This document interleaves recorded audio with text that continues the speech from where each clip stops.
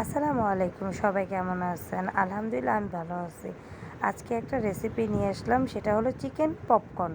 কিভাবে কি তৈরি করি আপনাদের সাথে শেয়ার করব।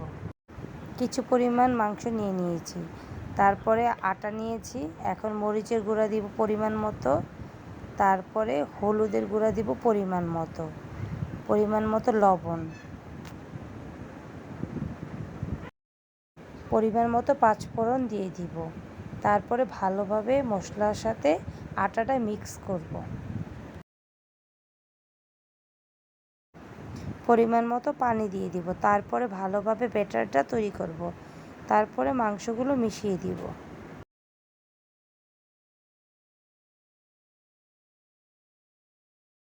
ব্যাটারের সাথে মাংসগুলো ভালোভাবে মিশিয়ে নিব। তারপরে এক পিস লেবু দিয়ে দিব।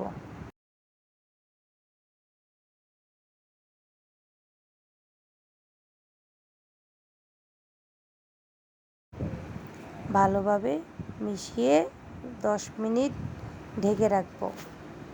10 মিনিট পরে চুলায় তেল দিয়ে দিয়েছি। এক এক করে চিকেন পপকর্নগুলো দিয়ে দিব।